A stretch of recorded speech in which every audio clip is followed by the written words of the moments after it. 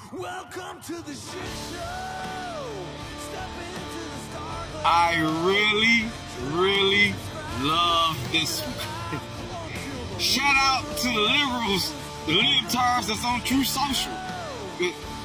Hey, there are some liberals out there more dedicated to Trump than you conservatives out there. Whoever thought that True Social was an echo chamber? No.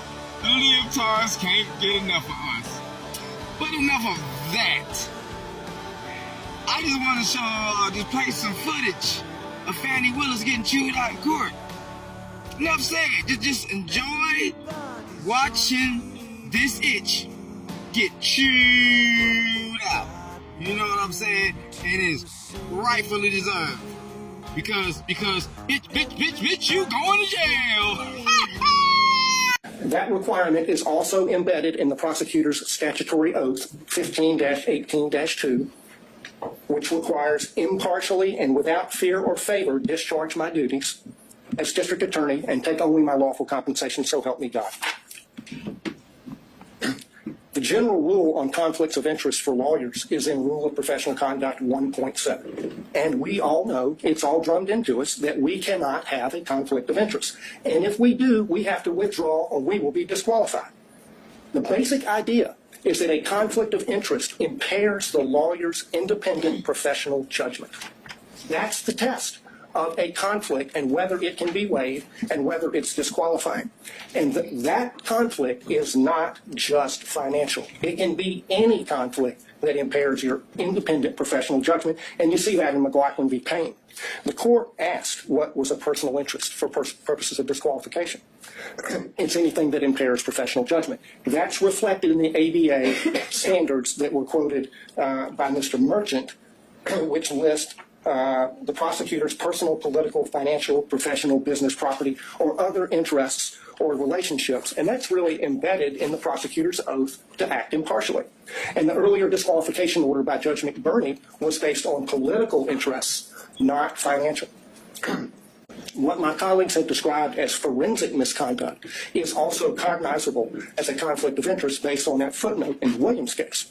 The root of all of the problems that we see in this court right now is a conflict of interest arising from their individual personal interests in perpetuating and concealing their relationship. That's the original sin from which all of the other problems flow. There are 6 different actual conflicts of interest in this case, any one of which warrants disqualification, but collectively, practically compelling. First, the financial conflict that's already been covered. Second, the personal ambition, political ambition. Third, there's a dovetailed or complementary pattern of deceit and concealment of the relationship and the money. Fourth, the speech at the church. Fifth, the motion for protective order that the DA filed in Mr. Wade's divorce case. Sixth, the way the state has conducted the defense of this motion to disqualify, especially the hearing. On the financial piece, the court asked for a limiting principle and asked about materiality. The limiting principle is whatever impairs the independent professional judgment of the lawyer. That is applied routinely. We have a county code section that flatly prohibits gifts from contractors, period. We have, by analogy, the federal bribery statute, which has a threshold of $5,000, 18 U.S.C. 666. The court asked about burdens and inferences. The court can draw a negative inference from the state's failure to produce evidence to support the invisible magic cash balancing theory based on State v. Thomas, 311 Georgia, 407, particularly footnote 19. As to the timing question that the court asked about, there were 2 contracts for Mr. Wade executed after they acknowledged the relationship began. Each one of them afflicted or conflicted under county and common law. The second conflict is her political ambition, for which he was previously chastised by Judge McBurney. And that's also present in this book. The inside flap of this book says that they were given, quote, exclusive access to thousands of secret documents, emails, text messages, and audio recordings. The court has twice denied defense motions to unseal special purpose grand jury materials. She helped herself to get the glory of this book. I introduced certified copies of a number of county code sections. I'm not going to walk through those, but I'll tell you why they matter. The stack of law from the state constitution down to the county ordinances imposes a regime on the DA under which she has three obligations. She has to go to the county commission to get approval to pay him like she did. She cannot accept gifts from a prohibited source. She has to disclose the gifts that she received. She evaded all of those requirements. Section 2-69 of the county code prohibits gifts from prohibited sources, which he was. There is no boyfriend exception.